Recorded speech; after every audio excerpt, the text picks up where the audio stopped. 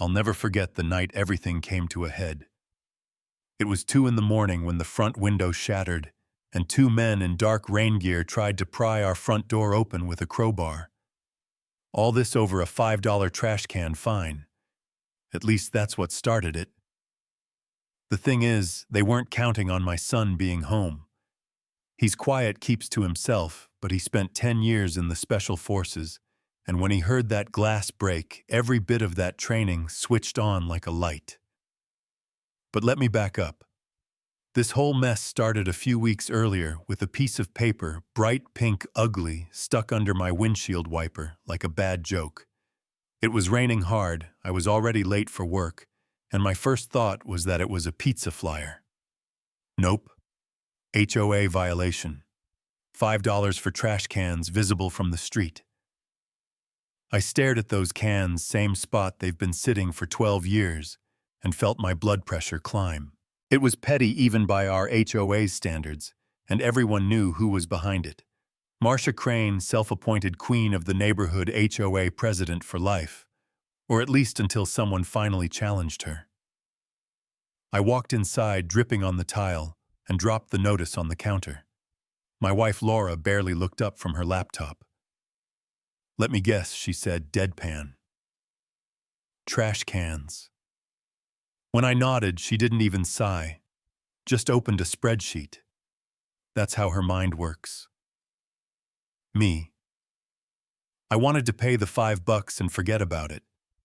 But Laura saw patterns, and by the end of the night, she had texts from 3 neighbors, all with the same fines. A garden gnome violation, a coiled hose violation, even a non-seasonal wreath. Petty stuff, but it was happening almost daily. Our son Adam came into the kitchen later, poured himself a coffee, and read the notice without a word. Then he said something that stopped me. "This isn't random. This is a probe." When I laughed, he didn't. He explained how in the military you send small pushes before the real hit, testing the defenses. "Somebody's building pressure here," he said, "seeing who fights and who folds." I hated that he might be right. Adam put up a trail cam across the street that night. He did it so smoothly, I barely saw him go out. 2 nights passed, nothing. But on the 3rd morning, we saw him sitting at the table with the laptop watching grainy night vision footage. A dark sedan pulled up, headlights off. A kid in a hoodie got out and slipped papers into our mailbox and the neighbors. Adam froze, the frame zoomed in. "That's Dylan Marks," he said. "His uncle's on the HOA board." Laura's face went pale. Putting anything in someone else's mailbox that isn't official mail is a federal crime. It should have ended there, but Adam wasn't done. He ran the plate number, traced it to the HOA treasurer, a guy named Frank Miller, who lived 3 towns over. A day later, Adam talked me into riding along for a little reconnaissance. We parked down the street from Frank's house, just watching. When the garage door went up, Adam grabbed binoculars and started calling out what he saw. Boxes, shelves, tools, until his voice went flat. "Dad, you need to see this." I looked and felt my stomach drop. Stacks of navy polos with HOA security stitched on the chest. There is no HOA security here. Then I saw the real kicker hanging from the pegboard was a postal arrow key. That was the moment I realized this wasn't about fines anymore. This was a machine. They were using stolen keys to get into mailboxes, dropping fake violation slips like they were official documents, and who knew what else. Laura went to the county clerk the next morning, and when she came back, she looked like she'd seen a ghost.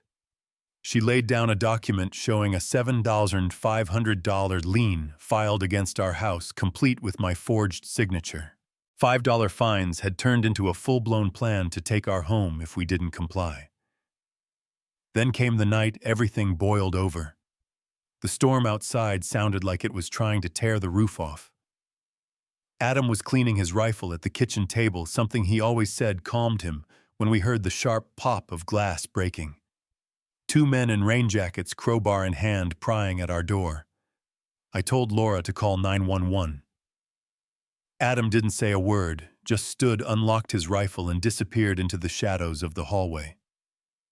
The door frame groaned, then a shot cracked, splintering the wood near the lock. They had just fired into my house. When the door finally gave way, Adam was ready. He stepped into the foyer, rifle low and steady, and his voice cut through the storm like a blade. "Get out of my house." He hit them with the tactical light, blinding white, and the first guy dropped the crowbar instantly. The second one froze, pistol half raised, until Adam barked, "Drop it! Now!" The sirens were getting closer. They both bolted, scrambling off the porch and vanishing into the rain. We barely had time to breathe before two sheriff's cruisers skidded up, lights flashing. A neighbor had seen Adam's silhouette with the rifle and called it in. The deputies saw the rifle on the floor, saw the door hanging by one hinge, and still shouted for Adam to get on his knees. He did exactly what he was trained to do, dropped the mag, cleared the chamber, set the weapon on the ground, and raised his hands. They cuffed him anyway. I've never felt so helpless. By the next day, though, the tide started to turn.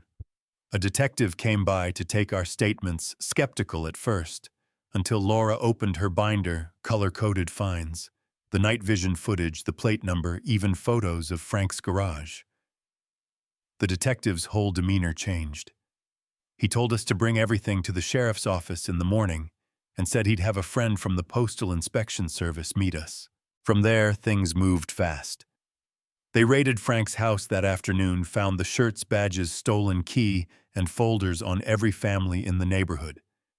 Frank rolled over immediately and named Marcia Crane as the mastermind. The plan was to arrest her at the HOA's annual meeting the next night, and they asked us to help. The meeting was packed. Marcia was at the podium, acting like queen of the cul-de-sac, smiling like she owned us all. Laura waited until just the right moment and stood. "Point of order," she said, loud enough to stop the room. Marcia sneered. "You're out of order, Mrs. Cole." Laura smiled. "I don't think so. We killed the lights and hit the projector." The grainy video of Dylan stuffing our mailbox appeared 10 feet high on the wall behind her. Gasps, whispers, phones coming out to record. We rolled through everything, license plate photos, fake uniforms, even the forged lien with my signature blown up big enough for the back row to see. Neighbors started shouting that they had liens too. Marcia's face went white. She tried to speak, but it was too late. The back doors opened, and in walked the detective, the postal inspector, and 4 deputies. Marcia Crane, the detective, said, "You're under arrest." The room erupted, cheers, clapping, some people crying. They cuffed Marcia right there in front of everyone. They arrested 2 other board members too. The whole corrupt machine came down in 5 minutes flat. Weeks later, a judge voided every fraudulent lien, froze the HOA's accounts, and ordered restitution. The neighborhood elected a new board and then immediately voted to dissolve the HOA completely. It was over. One Saturday morning, Adam and I finally replaced the broken door frame. The bullet we found rolled out of the splintered wood and into my hand. I kept it just as a reminder, not of fear, but of what it took to stand up. You can't let bullies win. Sometimes you have to fight for the quiet life you paid for. So what do you think? Was I right to take it this far? Should HOAs even have the power to find people like this? Or was Marcia just a rogue using the system? Drop your thoughts in the comments. I really want to know where you stand on this one.